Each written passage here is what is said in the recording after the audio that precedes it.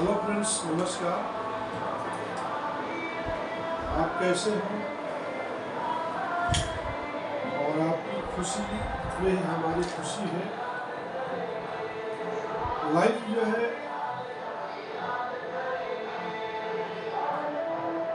सबके लिए खुशियाँ लेकर के आए, यही हमारी तमन्ना है, इच्छाएं हैं। और इस वीडियो को बने रहिए और इस वीडियो को लास्ट तक देखिए, तो आपको ये मालूम होगा कि हमारे लाइफ में जो हमारे मूड जो चेंज करने के 12 जो रीजन है, वो क्या रीजन है जो हमारे मूड जो है चेंज होते रहते हैं। इंसान का मूड चेंज करने में ये जो 12 फैक्ट है, ये बहुत बड़ा रोल अपना अदा करता है। रोल से याद आया, इंसान जो है वो छोड़ो, भगवान भी अलग अलग रूपों में, अलग अलग अवतार में रोल किए हैं, ठीक है। तो जो गॉड है, जिस तरह से आज देखा जाए तो हिंदू धर्म के हिसाब से आज अनंत भगवान का पूजा होता है। और अनंत भगवान का मतलब होता है कि उनका कई एक रूप है। भगवान ने अपने जो विष्णु भगवान है, कई एक रूप में हमारे पृथ्वी पर अवतार लिए हैं और उसी अवतार को आज के दिन याद किया जाता है। आज भाद्र पक्ष है, भाद्र का महीना है और शुक्ल पक्ष है। और आज के दिन लोग जो है अनंत भगवान का व्रत रखते हैं। तो उन व्रतधारियों को हमारे तरफ से बहुत बहुत नमस्कार। आज जो है सुबह स्नान करके लोग मंदिर जाते हैं, भगवान का दर्शन करते हैं और पूरे दिन 12 बजे तक न पानी पीते हैं न कुछ खाते हैं। इसके बाद 12 बजे जो है सेवैया और दूध के बना हुआ कोई भी चीज़ से, मीठा चीज़ को खाते हैं। और इसके बाद रात का भी डिनर भी नहीं करते हैं। आज के दिन जो है लोगों के लिए नमक को परहेज किया गया है कि नमक जो होता है निगेटिव को इम्प्रूव करता है। तो आज के दिन लोग जो व्रतधारी होते हैं वो नमक नहीं खाते हैं, लहसुन नहीं खाते हैं, प्याज नहीं खाते हैं। तो चलिए हम लोग अनंत भगवान की जय बोल करके हम लोग अपने टॉपिक पर आते हैं।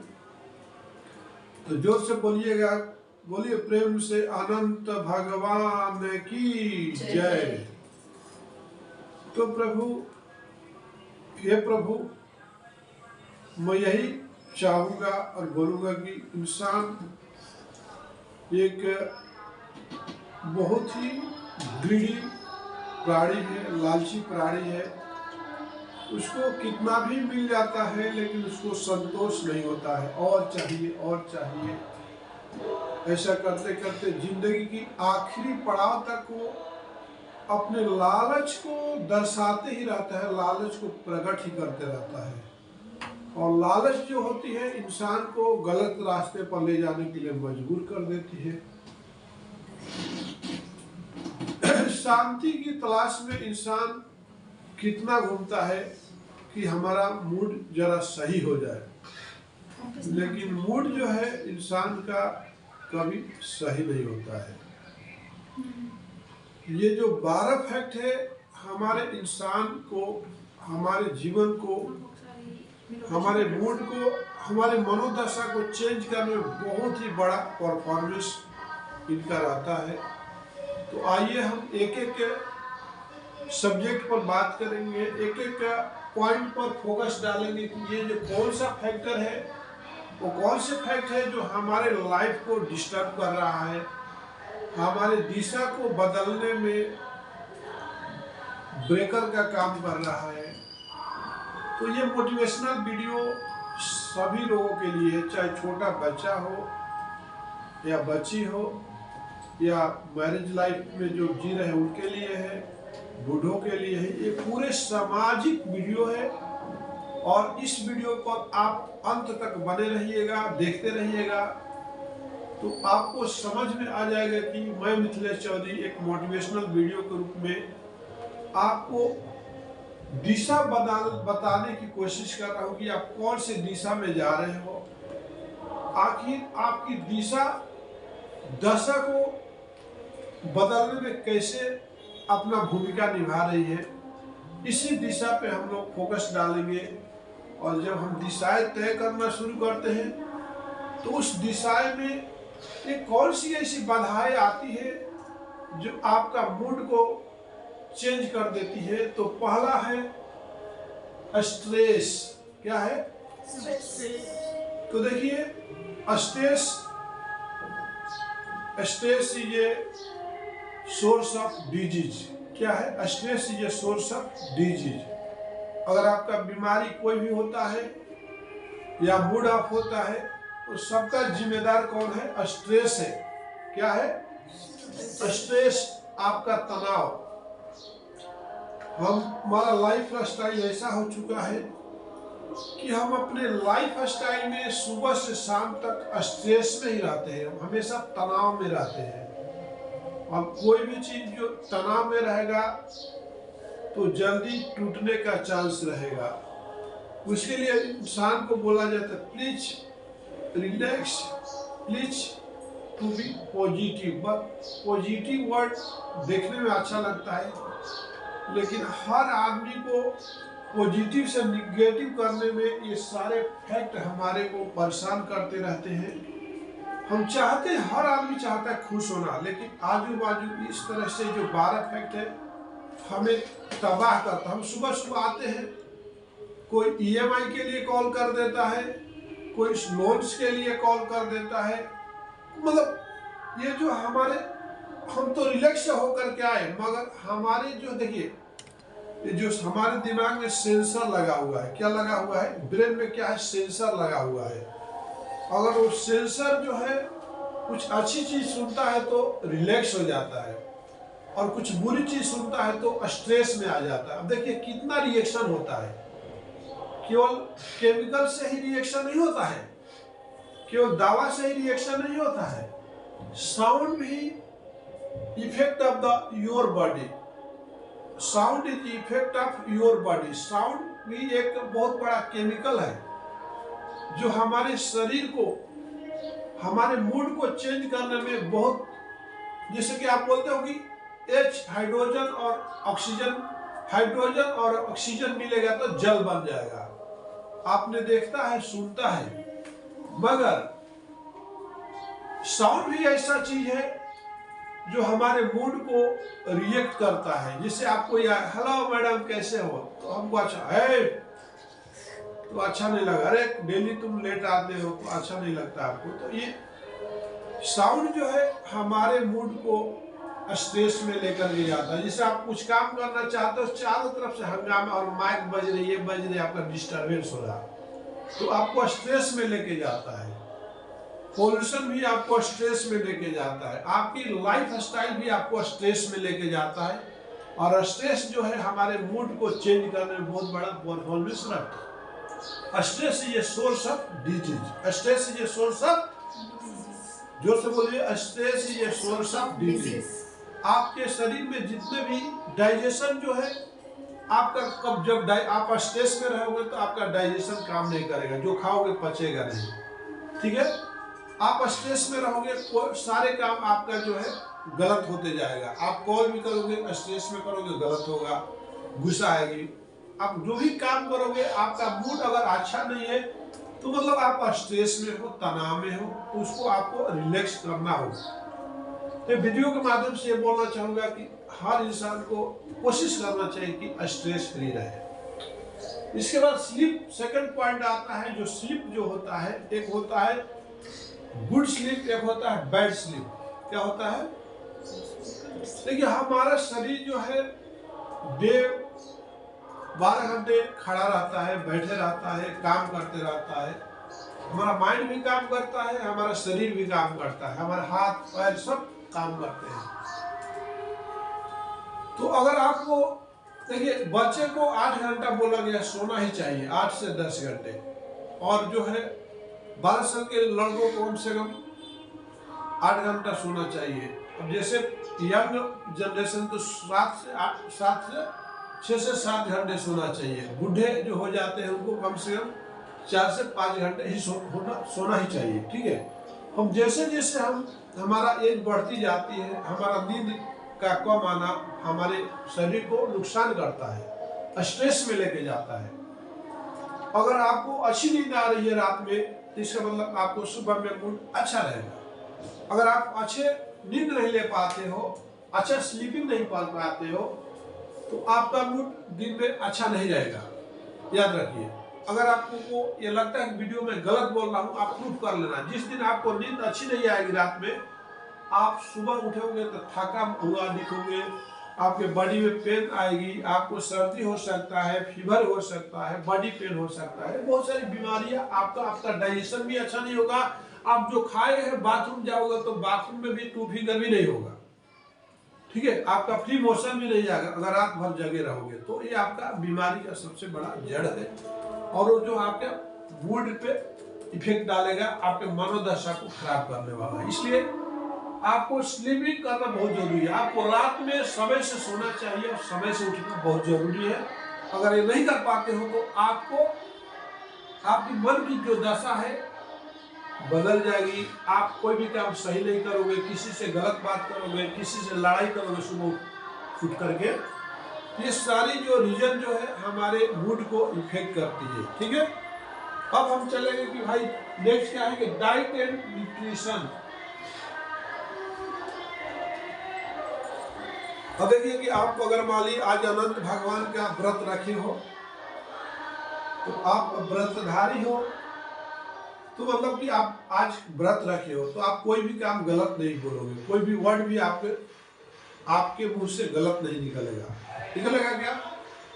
कोई भी आएगा आपको गाली भी देगा तो नमस्ते करोगे, आपको गुस्सा नहीं आएगा, क्योंकि आप न्यूट्रिशन जो है आपको डाइट आप फॉलो कर रहे हो। आज खाना नहीं खा रहे हो, आप व्रत रखे हो, तो कोई भी ऐसा चीज नहीं करोगे, आपका पूरा मूड जो अच्छा रहेगा। जैसे अभी कोई भी व्रत रखता है, चाहे कोई छठ का व्रत रखता हो, या कोई पूर्णिमा कार्तिक पूर्णिमा का व्रत रखता हो, या कोई मतलब किसी भी तरह का कोई अगर व्रत रखता हो, डाइटिंग करता हो, न्यूट्रिशन मेंटेन करता हो, तो उसको कभी भी गुस्सा नहीं आएगी। क्या आएगी? कभी उसका मूड खराब नहीं होगा, एकदम भगवान में लीन रहेगा और अपने आप को तरोताजा महसूस करते रहेगा। उसका मूड हमेशा अच्छा रहेगा उस टाइम का।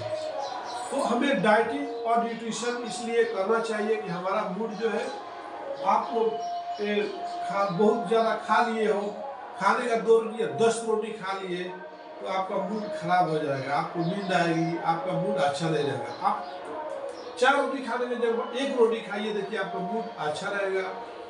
तो उसी तरह से बोला गया कि डाइट और न्यूट्रिशन जो अगर रात में सोने के टाइम में दबा के खा लिए, टीवी में मिला, कहीं पार्टी में मिला, दबा के खाते गए, अब बेड पर चले गए तो इस करवट बदल रहे, उस करवट बदल रहे, लेकिन आपको नींद नहीं आ रही है। ठीक है, तो ये आपका जो फूड्स है, जो डाइटिंग और न्यूट्रिशन भी जो आपका मूड को खराब करता है, इसलिए अपने लिमिट में ही हमको डाइट और न्यूट्रिशन को लेना चाहिए।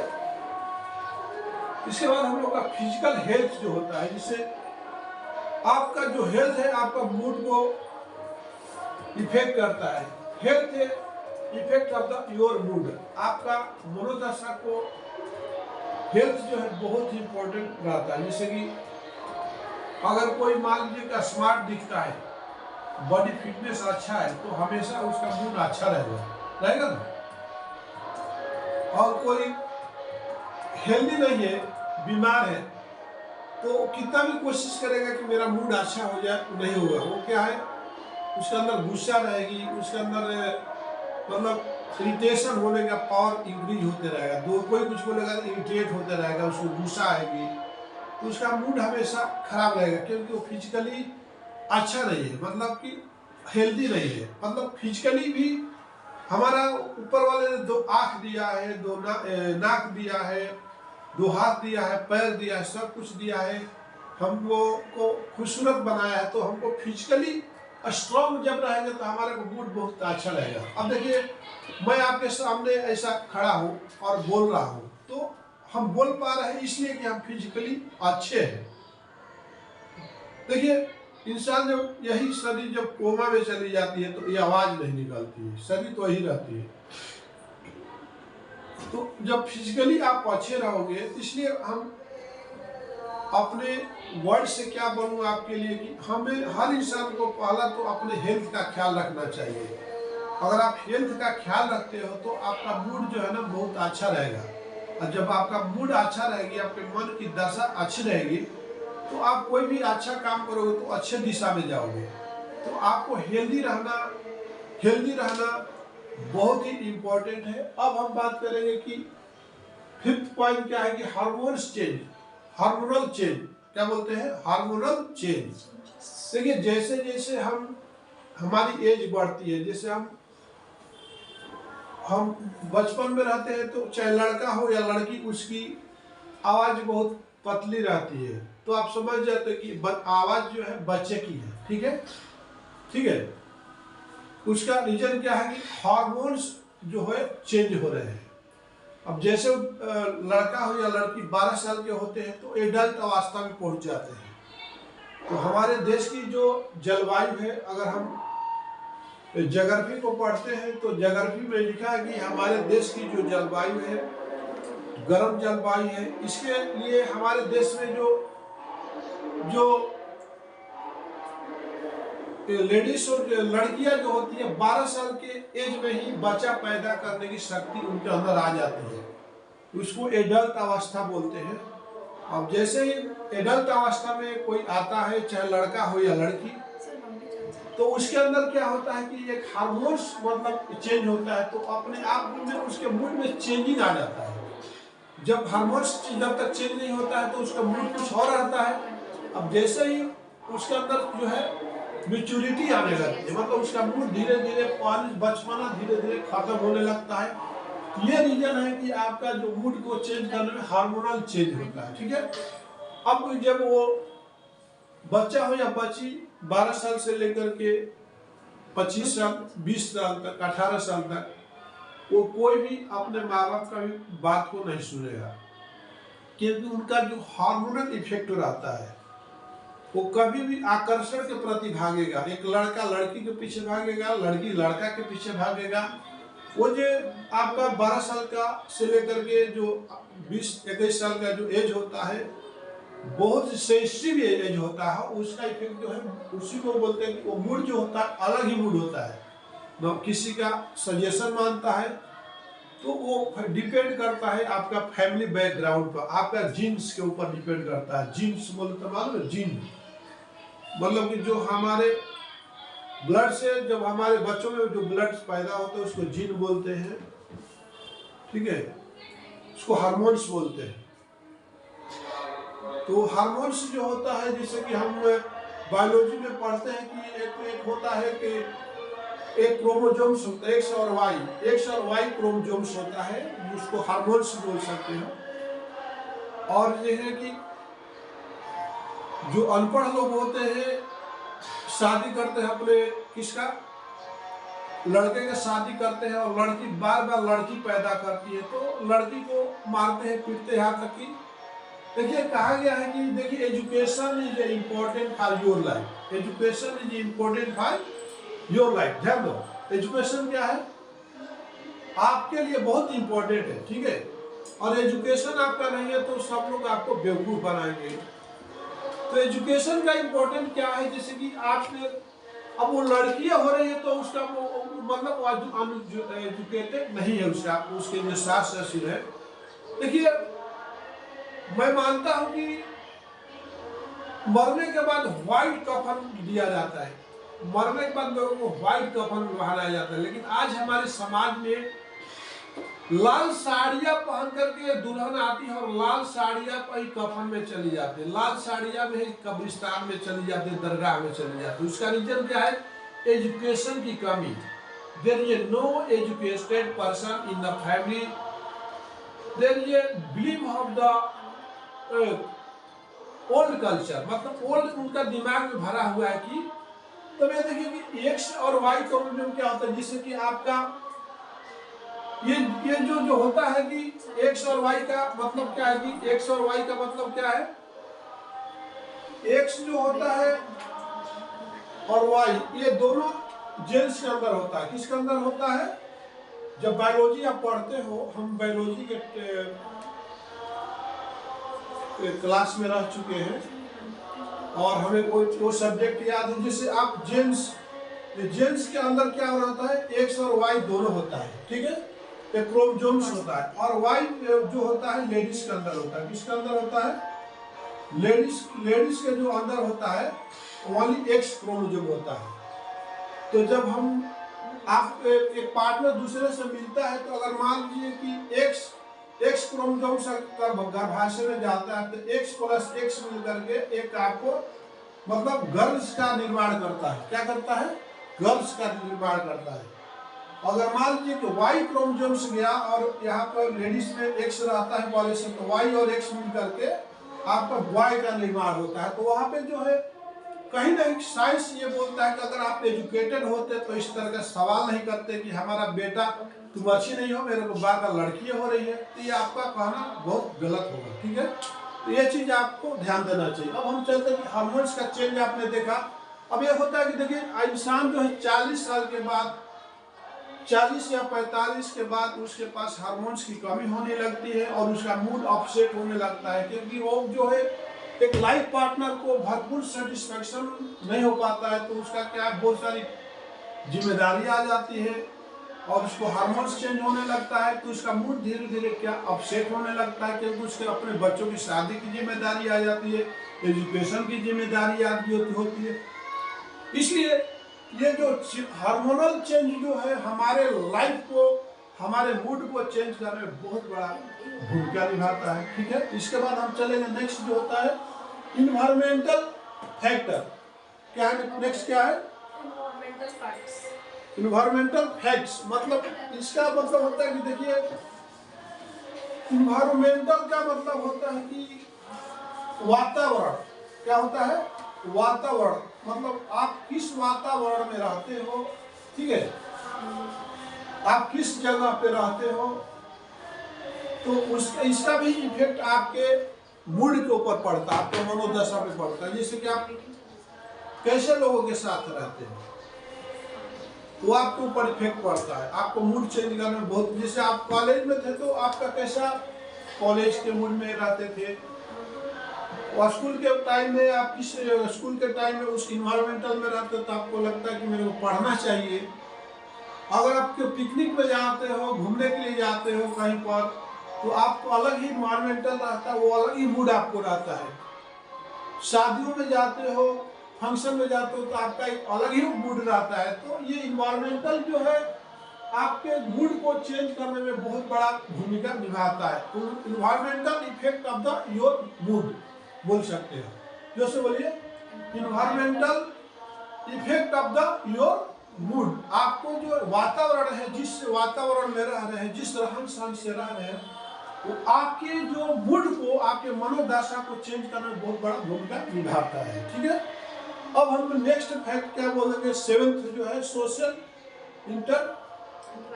इंटरेक्शन। सोशल इंटरेक्शन मतलब सोशल बोले तो सामाजिक। आप किस समाज में रहते हो, आपके साथ कैसे समाज लोग के साथ इंटरेक्शन है, आपका मिलना जुलना कैसे लोगों के साथ है। इसलिए माँ बाप बोलते हैं कि देखो भैया आप अच्छे बच्चियों के साथ रहना। अपनी बेटी का क्या बोलते हैं, तुम्हारा फ्रेंड सर्कल अच्छे लड़कियों के साथ रहना चाहिए।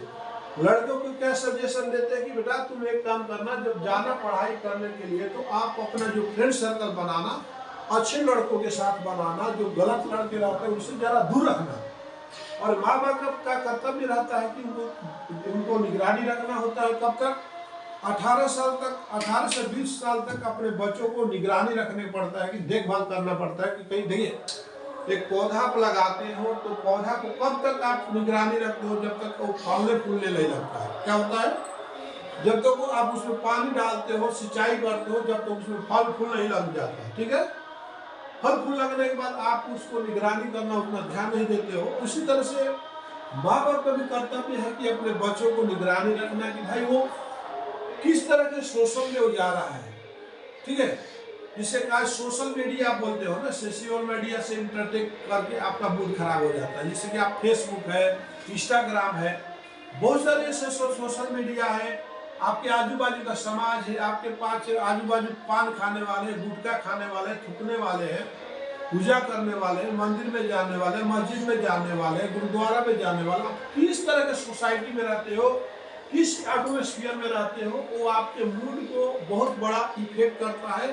तो ऐसे इसलिए आपको इंटरटेक करता है। आपने बताया कि जो समाज होता है, जो सोशल होता है, जैसे कि आप यूट्यूब पर देखते हो पढ़ाई के बारे में, लेकिन यूट्यूब पर जैसे ही करते हो तो उसको बहुत स्क्रॉल करते जाते हो तो बहुत गंदगी भी आती है, गंदे लोग भी आते हैं आपके, मतलब बहुत सारे गंदक शॉर्ट वीडियो भी आते हैं। तो आपको वो दिशा कहाँ लेके चलेगी पता नहीं चलेगा। आप रास्ते पर जाते हो, रास्ते में कितने कैसे लोग मिल जाएंगे आपको पता नहीं चलेगा। तो इसमें हम लोग को बहुत ध्यान रखने की जरूरत है। देखिए हमारा जो गोल है, अब मान लीजिए कि हमको रेलवे स्टेशन जाना, तो हमारा गोल रेलवे स्टेशन का ही होना चाहिए। हमको मान लीजिए कि हमको एक बिजनेसमैन है, तो हमको हमारा रास्ते में कितनी भी रुकावट आएगी, कैसे भी सप्लायर मिलेंगे, कैसे भी कस्टमर मिलेंगे, लेकिन हम अपने कस्टमरों को, अपने सप्लायर को मैनेज करते हुए हम अपने बिजनेस की तरफ ही फोकस करना है। हमारा गोल उधर होना चाहिए। तो हम कोई भी चीज में अच्छाई है, बुराई है, उसके अंदर इसे फेसबुक में अच्छाई भी है, अच्छे चीज भी सीखने को मिलता है, लेकिन हमको अच्छाई के ऊपर देखना चाहिए। बुराइयों को हमको हाइड करते जाना चाहिए, स्क्रॉल करके छोड़ते जाना चाहिए। हमको आगे जो हमारा जो नीड्स है उसके तरफ फोकस करना चाहिए। तो सोशल इंटरेक्शन जो है आपके मूड को खराब कर सकता है, आपके मनोदशा को बदल सकता है। नेक्स्ट फैक्टर क्या है कि 1 नंबर पर एक्सरसाइज जो होता है, एक्सरसाइज ये गुड फॉर योर हेल्थ। आपका जो एक्सरसाइज जो है आपके हेल्थ के लिए क्या है, बहुत अच्छा है। और जो आदमी एक्सरसाइज करता है, तो देखिए आप अगर आपके अंदर में जैसे कि शुगर है, बीपी है, आपको मतलब किडनी का प्रॉब्लम है, हार्ट अटैक आता है, आपके सांसों की धमनियां फूलती है, आपके बॉडी पेन होता है, आपके कहीं ना कहीं दर्द हो रहा है, तो मतलब इसको सारे दूर करने के लिए आपको जो है एक्सरसाइज करना बहुत जरूरी होता है। तो आज जो लोगों का जो लाइफ स्टाइल है, जो वो मूड को चेंज करने में बहुत बड़ा भूमिका निभाता है। हम दिन भर बैठे बैठे कुर्सी पर स्ट्रेस में रहते हैं, हमारा ब्लड रुक जाता है, हम घर में काम करते हैं, बेड पर सो जाते हैं, नंगे पाँव नहीं चलते हैं। देखिए हमारे शरीर में का बनावट ऐसा है कि हमारे शरीर में जो पैर में हम जब चलते हैं, टाइल्स पे चलते हैं, पत्थर पे चलते हैं, घर मार्बल में चलते हैं, हमारे पैरों में कुछ मिट्टियां नहीं चुभ रही है, कुछ कंकड़ नहीं चुभ रहे। तो हमको चुभाने के लिए हमको पार्क में जाना चाहिए। उससे क्या होगा, आपका स्ट्रेस कम होगा। आपको जब स्ट्रेस कम होगा तो आपका बीपी भी कम हो जाएगा, आपका शुगर लेवल भी कम हो जाएगा, आपका मतलब देखिए अब जब लेडीज को प्रेगनेंसी रहता है तो डॉक्टर बोलता है कि आप वॉकिंग करिए। क्या बोलता है कि आप जितना हो सकता है आप वॉकिंग करो, आप वॉकिंग करो, नॉर्मल डिलीवरी होगा। जब उस टाइम में लेडीज करती है, लेकिन बाकी जब उसको प्रेगनेंसी हो खत्म हो जाता है, क्या वो नंगे पाँव चलती है? ठीक है, आप मान लीजिए कि आप बाहर नहीं जा सकते हो, आप लेडीज बाहर नहीं जाती, तो आपका छत ऊपर में है, छत रुखरा रहता है, उसको कम से कम एक 10 मिनट आधे घंटा इस नंगे पाँव चलिए। पैर में चप्पल जूता नहीं डालना। पहले के लोग क्यों बीमारी से बचते थे? क्योंकि वो नंगे पाँव चलते थे। क्या करते थे? नंगे पाँव चलते थे। तो नंगे पाँव चलने से आपको बहुत सारी बीमारियां नहीं होगी, आपका मूड बहुत फ्रेश हो जाएगा। और जब मूड फ्रेश होगा तो आपका मूड भी तो अच्छा रहेगा ना सर। जब अच्छा रहोगे, आप एक्सरसाइज करके आओगे, वॉकिंग करके आओगे, तो आप अच्छा स्ट्रेस से अपना अच्छे एफर्ट अपने वर्क पे, अच्छा काम पे अपना फोकस लगा सकते हैं। ठीक है, अब हम बात करेंगे कि देखिए पर्सनल थॉट क्या है? ये हमारे मूड को चेंज करता है। पर्सनल थॉट आपका निगेटिव है कि पॉजिटिव है? अब देखिए कि पर्सनल थॉट क्या होता है, जैसे कि आप कहीं जा रहे हो तो रास्ते में कोई हैंडसम लेडीज दिखाई दी। अब आप उसको, आप जो अपना आपका जो फोकस था किस काम के लिए जा रहे हो, वहां से डाइवर्ट हुआ माइंड आप, और आपका जो है आप उसको देखने लगे, क्या पर्सनालिटी है, क्या दिख रही है, क्या सुंदर है, काश ये मेरे को मिल जाती, काश ये मेरा होती। तो ये आपका जो है मूड को खराब कर देता है। तो ये पर्सनल थॉट है। आपका पर्सनल थॉट क्या है? आपका व्यक्तिगत सोच क्या है? आप क्या सोच रहे हो? आप जो सोचोगे उसके हिसाब से आपका मूड काम करेगा। ठीक है, आप क्या सोच करके आए हो कंपनी में, क्या सोच करके आए हो ऑफिस में, क्या कर रहे हो, क्या सोच रहे हो, जो सोच रहे हो उसी के हिसाब से आपका मूड जो है उसी दिशा में जाएगा। तो आपका जो सोच है निगेटिव थॉट है, आपका सोच पॉजिटिव थॉट है। तो आप देखिए, मैं एक यूट्यूबर हूँ, मैं एक अपना लाइफ को, इस करियर को 2020 में चालू किया कि हमें एक यूट्यूबर बनना है। ठीक है, तो हमारा ये पॉजिटिव थॉट है। तो इस पॉजिटिव थॉट में हर दिन कुछ ना कुछ निगेटिव थॉट भी आता है, छोड़ो यार, हमको तो 2300 सब्सक्राइबर है, मगर सब्सक्राइबर के लिमिट को तो मैं क्रॉस किया, जहां पर 500 सब्सक्राइबर चाहिए। आज हमारे चैनल को 2300 सब्सक्राइबर है, मगर वॉच टाइम कम है। अभी तक मेरे को 1 रुपया नहीं मिला, लेकिन मैंने अभी तक कितना 2800 वीडियो बनाया। लेकिन हम 2800 को अगर आधे घंटे से कैलकुलेट करके देखो तो कितना समय दिया, देखो 2800 को 2800 into 30 मिनट्स तो कितना हो गया, 84,000 के डिवाइडेड बाय 60 करो तो कितना हो गया, 1400 बोला तो कितना 1400 दे दिया मैं मान 1000 एक मतलब कितना दिन दिया मैंने, डिवाइड बाय 24 करो कितना हुआ 58। मैंने अपने 3 साल में 58 डेज को हमने अपने समय इस यूट्यूब चैनल पर दे दिया। तो 58 डेज देने के बाद भी मेरे को क्या मिला, लेकिन मिला हमको, हमें सेटिस्फैक्शन मिला, आपसे इंटरटेक हो पा रहा हूँ, एक सोशल मीडिया पर आ रहा हूँ, और मैं अपने प्रोडक्ट को भी शो कर पा रहा हूँ, अपने कंपनी को शो कर पा रहा हूँ। तो मेरे को सेटिस्फेक्शन मिलती है, और मेरा वीडियो बोलने से मेरे को थोड़ा मूड भी अच्छा हो जाता है, इसलिए मैं काम करता हूँ। तो कहने का मतलब यह है कि पर्सनल थॉट क्या है, तो मेरा पर्सनल थॉट है कि मेरे को यूट्यूब पर एक वीडियो बनाने से मेरे को अच्छा एक फीलिंग होता है। हमारे अंदर जो बोल नहीं पाते हैं उसको बोलने की कोशिश करते हैं, तो हमारा जो ब्रेन है वो भी धीरे धीरे अपना एरिया को बढ़ाता है, एरिया बढ़ता है। हम कुछ नया सोचते हैं, कुछ ना कुछ बोलने की कोशिश करते हैं, तो हमारा दिमाग भी इम्प्रूव होता है। तो हम अच्छे सोच रहे हैं तो हमारे साथ अच्छा ही होने वाला है। आज हमारे को यूट्यूब से पैसे नहीं आ रहा, लेकिन एक दिन तो पैसे आएगा। हमारा ये सब पॉजिटिव थॉट है। अब जब सभी लोग को, जिसने भी 2005 से काम किया है, तो वो लोग को पैसे मिला है, तो हमें क्यों नहीं मिलेगा। हमें निगेटिव थॉट की तरफ नहीं जाना चाहिए। तो आपका क्या थॉट है, कोई जरूरी नहीं कि आज आपकी सैलरी कम है, आप कम पैकेज पर काम कर रहे हैं, आप नौकरी कर रहे हैं, कल आपका खुद का बिजनेस होगा। तो आपका सोच जो है आपको मूड को डिसाइड करता है, आपके मनोदशा को बदलने में काम करता है। आप कैसा सोच रही हो, आप कैसे सोचते हो, जैसा सोचोगे वैसा ही आप बनोगे। इसके बाद क्या है, सीजनल चेंज जो है। नेक्स्ट जो है कि देखिए आपका 10 पॉइंट जो है कि सीजनल चेंज। अब देखिए सीजन के हिसाब से आदमी का जो मूड चेंज हो जाता है, सीजन के हिसाब से। ठीक है, जैसे आपका कब कब मूड चेंज होता है, मेरा भी कब कब मूड चेंज होता है ना। जैसे बहुत धूप निकली है तो आपको मूड क्या करता है, यार बाहर कैसे जाएंगे, इतना धूप है, बहुत धूप है। तो आप कुछ ठंडा चीज खाने को मन करता है, आइसक्रीम खाने को मन करता है।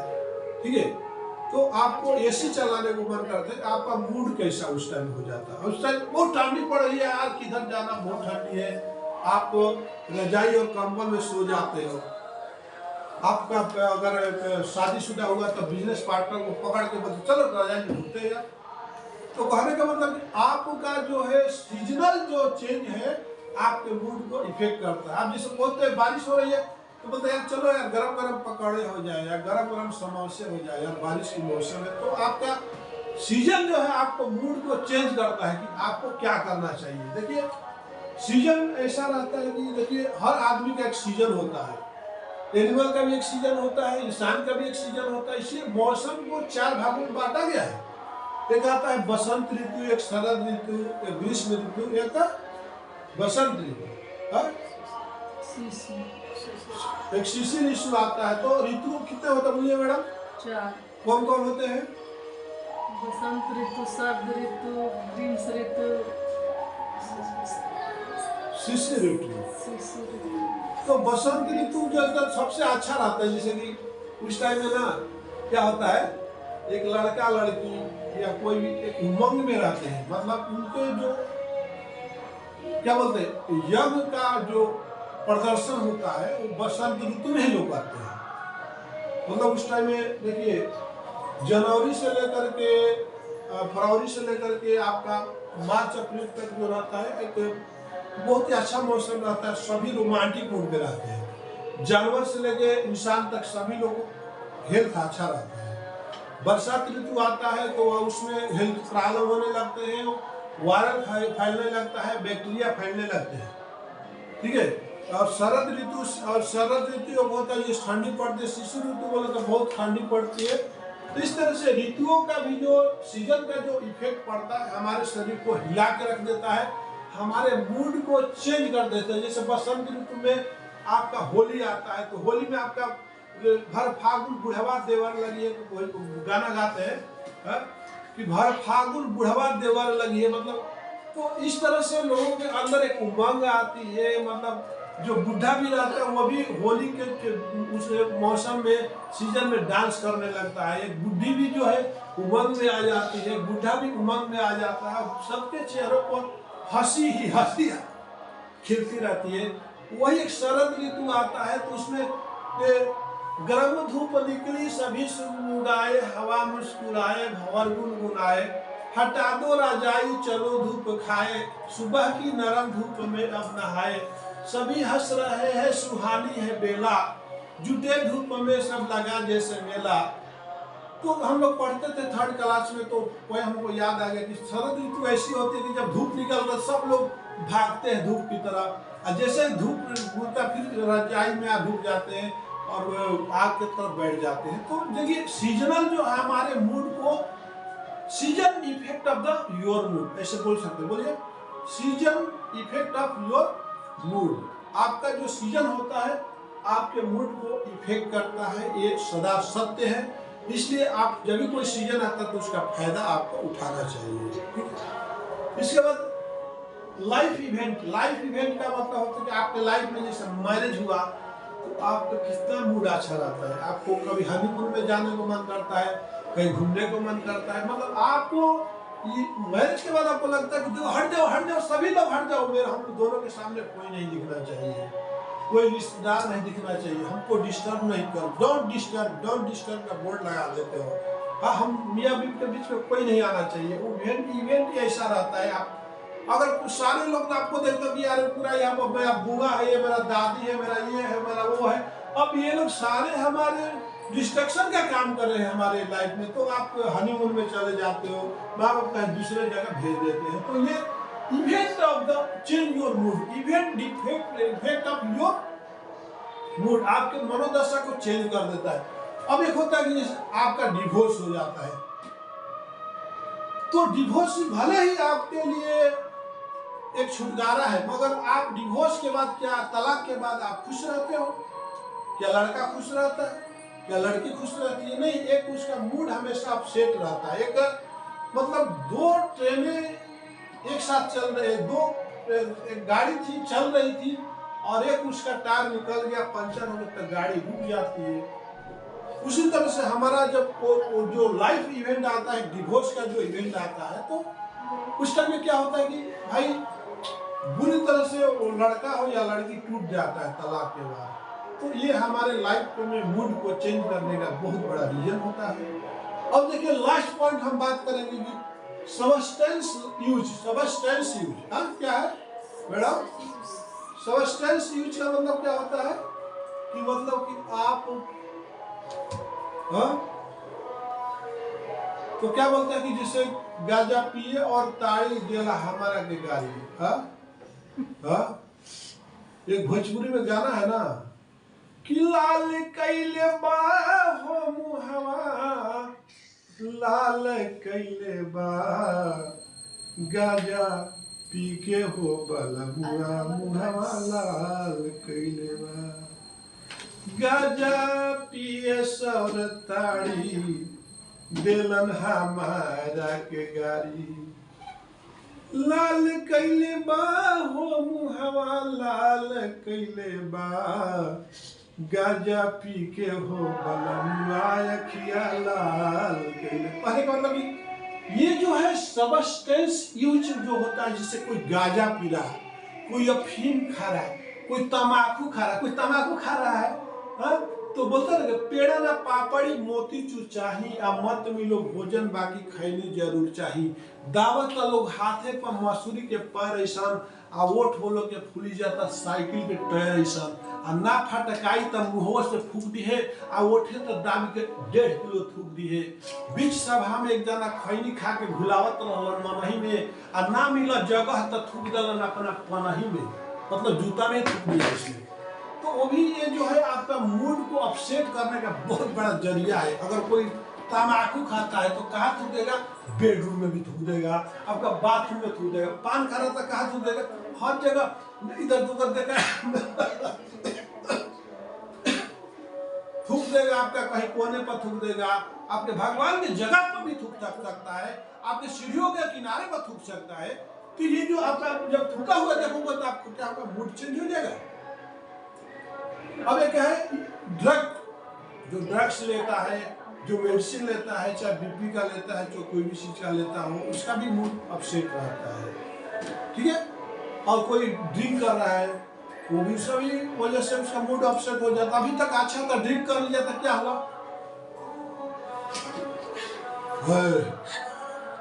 तू क्या कर रहा है?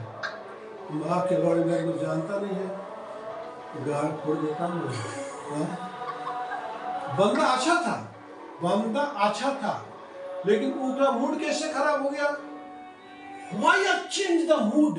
Why you change the mood? So there is the effect of the substance use. There is substance effect of the your mood. Substance use effect of the your mood. बोलिए जोर से, substance use effect of your mood. इसलिए अगर कल तक मेरा husband अच्छा था, आज ड्रिंक पी के आया तो मेरे काबू में नहीं है, ठीक है। एक बोलता कि मैं शराबी नहीं, मैं शराबी नहीं, पीता हूँ गम भुलाने को। ये कोई अमिताभ बच्चन गाया है कि मुझे पीने की शौक नहीं, पीता हूँ गम भुलाने को। हो तेरी यादें मिटाने को, तेरी यादें मिटाने को, पीता हूँ गम भुलाने को। अब देखिए, अगर कोई किसी का बीवी मर गई है, आप साथ छोड़ दीजिए या दगा दे दी, हाँ, सनम बेवफा बोलते ना, अगर बेवफाई कर दी तो वहां पर पी करके लोग बोलता है कि मैं तेरी याद के लिए पी रहा हूं। अरे याद पीने से क्या उसकी यादें भूल जाएगा? भूल जाएगा क्या? तो ये जो सबस्टेंस यूज जो होता है हमारे मूड पे बहुत बड़ा गहरा सदमा देता है, हमारे मूड को खराब कर देता है। तो देखिए, आज का वीडियो आपको कैसा लगा? और अच्छा लगा होगा तो जरूर सब्सक्राइब कीजिएगा, लाइक कीजिएगा और बहुत लोगों को शेयर कीजिएगा। नमस्कार, धन्यवाद।